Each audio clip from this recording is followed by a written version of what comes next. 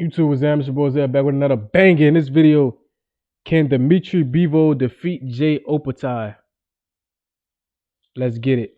Do I think it's possible? Yes. I think he can defeat Jay Opetaia. Um, but does he want to defeat Jay Opetaia? I don't know. I don't know if that's on in his eyes right now. Because cruiserweight, that's in David Benavidez's eyes right now. David Benavidez got the size and frame for cruiserweight. I think Bivol on the smaller side of 175. Cruiserweight, from light heavyweight to cruiserweight, is the biggest jump in boxing, the biggest weight jump in boxing. It's a 25-pound weight jump. That's like, imagine having 6 months to gain 24 pounds or to get used to fighting with 25 more pounds on your body. You feel me? I just don't know how often people jump from light heavyweight to cruiserweight. I don't know how often that happens. Uh, I don't know. The only guy I could think of who really did it at a high level was Roy Jones, right? Roy Jones started at what, middleweight and worked all the way up. So Roy Jones was a hell of a fighter. Um, Roy Jones was a hell of a fighter, but jumping 25 pounds, that's a lot of pounds, bro. That's double what Terrence Crawford jumping to fight Canelo. That's like, yeah, it's crazy. Cruiserweights can fight heavyweights, right? It's less space between a cruiserweight and a heavyweight than a light heavyweight and a cruiserweight. So is it possible? Yes. Does it make a lot of sense? Absolutely not. Um, and just like I said, Bivol is a smaller 147 pound. Does he have more skill than Jay? Pound for pound, definitely. But when we say a pound for pound, it's a lot of pounds that separate them. Pound for pound mean if they was the same size, who got the most skills, no matter of size. But the matter is, it's the size is there. When we think of a pound for pound, we take size out of the equation.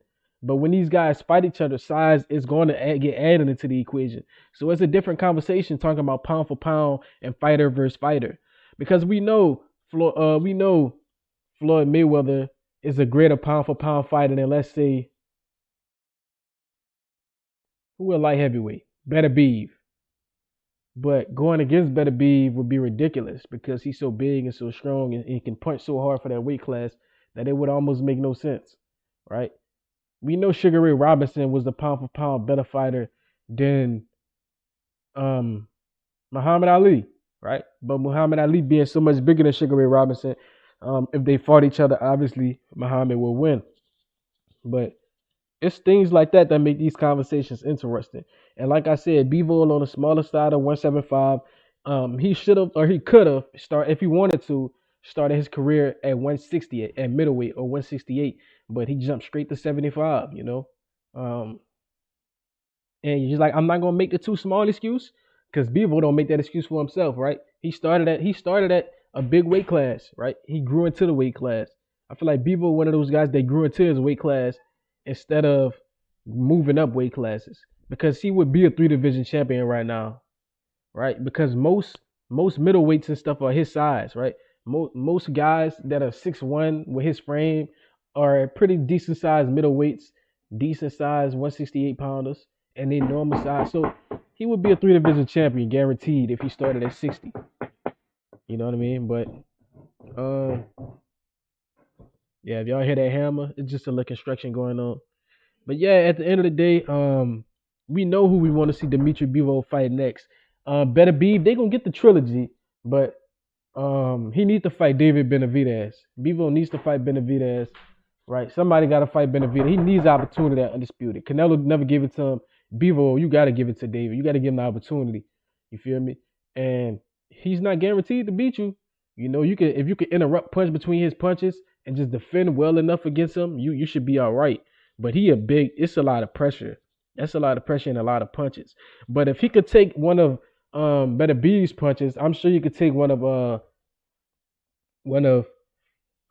David's punches. You feel me? So um, you know, David Benavidez versus Bivol is another fight people not talking about. It's hard to tell. Benavidez is big. He got a lot of volume and stamina. But Bivol is quick, fast, elusive, smart, and he has a lot of stamina himself, and he knows when to turn. So yeah, Bivol know how to turn it off and on. Benavidez all gas, no brakes. He started fast. It should be an interesting fight, but I gotta pick Bivol. I feel like it only makes sense to pick the dude who been there, done that. But it'll be a good fight. It's not impossible for David to do. I feel like it's like a 60-40 fight in favor of Bivol, and it'll be a very fun fight to watch. But after he fight David, whoever win that fight give Better Beaver an opportunity. I feel like that'll make a lot more sense. Because them two doing 3 matches in a row is that's crazy. I it's, I don't know, because Better Beaver did give him a rematch, right? So it's only right he give Better Beaver a rematch, whether that be for the belts or not. So let me know what y'all think. Like, comment, subscribe, and share this to us.